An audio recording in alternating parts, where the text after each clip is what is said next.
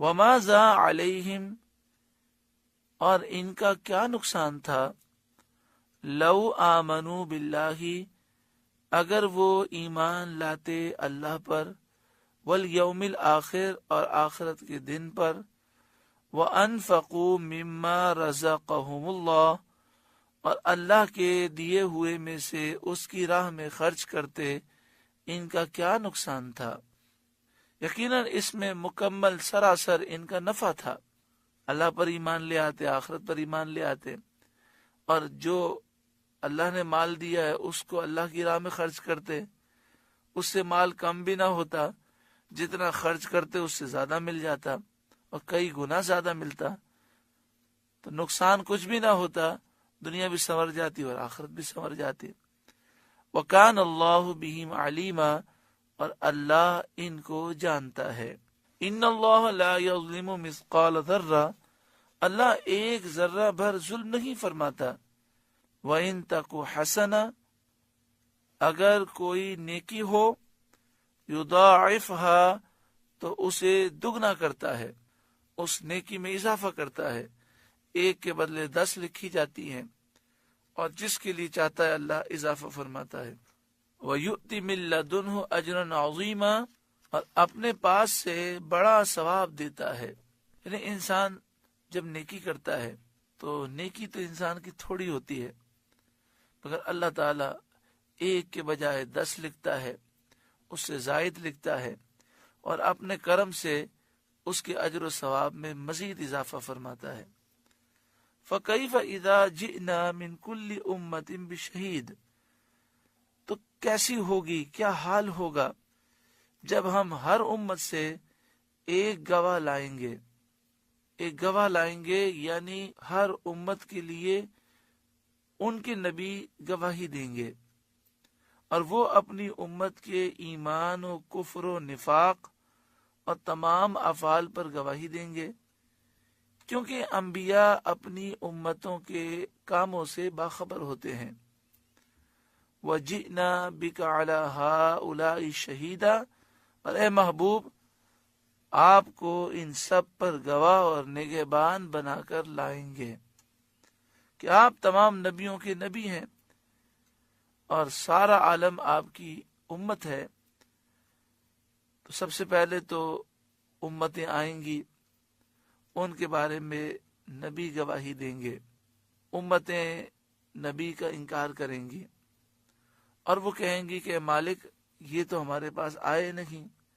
انہوں نے کبھی ہمیں نصیحت ہی نہیں کی۔ اللہ تعالیٰ نبیوں سے فرمائے گا کہ تمہارے گواہ کون ہیں، تو وہ امت محمدیہ صلی اللہ علیہ وسلم کا ذکر کریں گے۔ امت محمد صلی اللہ علیہ وآلہ وسلم گواہی دے گی، تو امتیں کہیں گی، دوسری امتیں کہ یہ تو ہمارے بعد آئے، انہیں کیا معلوم کہ ہمارے ساتھ کیا معاملات ہوئے اور انبیاء نے ہمیں دین کی تبلیغ کی یا نہیں۔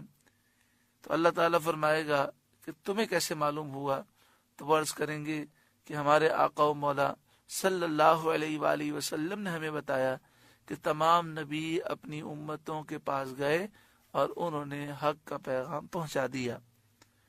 تو پھر نبی اکرم صلی اللہ علیہ وآلہ وسلم گواہی دیں گے، وَجِئْنَا بِكَ عَلَى هَؤُلَاءِ شَهِيدًا، اور اے محبوب ہم آپ کو ان سب پر گواہ اور نگہبان بنا کر لائیں گے۔ یہاں پر ایک سوال پیدا ہوتا ہے کہ نبی اکرم صلی اللہ علیہ وآلہ وسلم بھی تو بعد میں تشریف لائے، امتی جب نبی اکرم صلی اللہ علیہ وآلہ وسلم کو دیکھیں گے تو انہوں نے امت محمدیہ پر تو یہ اعتراض کیا تھا کہ یہ تو ہمارے بعد میں آئے، تو حضور پر یہ اعتراض کیوں نہیں کریں گے؟ بات یہ ہے کہ سرکار دو عالم صلی اللہ علیہ وآلہ وسلم جب تشریف لائیں گے تو حضور کے مقام و مرتبے کو سب جان چکے ہوں گے کہ یہ اللہ کے محبوب ہیں، اللہ نے ان کو اولین اور آخرین کا علم بھی عطا فرمایا، اور آپ اولین اور آخرین کو دیکھنے والے بھی ہیں، تو حضور کی شان و عظمت کے پیش نظر کسی کو اعتراض کرنے کی وہاں جرت نہ ہوگی، کیونکہ جو یہاں نہیں مانتے وہاں سب سرکار دو عالم صلی اللہ علیہ وآلہ وسلم کے مقام و مرتبے کو تسلیم کریں گے۔ یومئذ یود الذین کفروا، اس دن وہ لوگ تمنا کریں گے جنہوں نے کفر کیا، وَعَصَوُا الرَّسُولَ، اور رسول کی نافرمانی کی، لَوْ تُسَوَّى بِهِمُ الْأَرْضُ، کاش انہیں مٹی میں دبا کر زمین برابر کر دی جائے۔ جن لوگوں نے کفر کیا، رسول اللہ صلی اللہ علیہ وسلم کی نافرمانی کی، وہ لوگ یہ تمنا کریں گے کہ کاش وہ مر جائیں اور مٹی ہو جائیں، انہیں مٹی میں ڈال کر اوپر سے مٹی دبا کر برابر کر دیا جائے، ان کا وجود ختم ہو جائے۔ اس قدر کل بروز قیامت انہیں حسرت ہوگی۔ وَلَا يَكْتُمُونَ اللَّهَ حَدِيثًا، اور کوئی بات وہ اللہ سے چھپا نہ سکیں گے، کیونکہ جب وہ اپنی غلطیوں سے اور گناہوں سے انکار کریں گے اور قسم کھا کر کہیں گے کہ ہم مشرک نہ تھے، کافر نہ تھے، ہم نے کوئی گناہ نہیں کیا، تو ان کے منہ پر مہر لگا دی جائے گی اور ان کے جسم کے اعضاء کو زبان دے دی جائے گی، یعنی وہ بولیں گے اور ان کے خلاف وہ گواہی دیں گے، تو وہ اللہ تعالیٰ سے کوئی بات چھپا نہ سکیں گے۔ اللہ تعالیٰ علیم ہے، خبیر ہے، وہ ہر معاملے کو جانتا ہے، نامہ اعمال میں بھی سب کچھ لکھا ہے، جسم کے اعضاء بھی گواہی دیں گے، جس زمین کے خطے پر انہوں نے گناہ کیا وہ خطے بھی گواہی دیں گے۔ اللہ تبارک و تعالی میدان محشر کی ذلت و رسوائی سے محفوظ فرمائے۔ سورۃ النساء کا 6واں رکوع مکمل ہوا۔ اللہ تعالیٰ اس رکوع کی برکتوں سے مالا مال فرمائے۔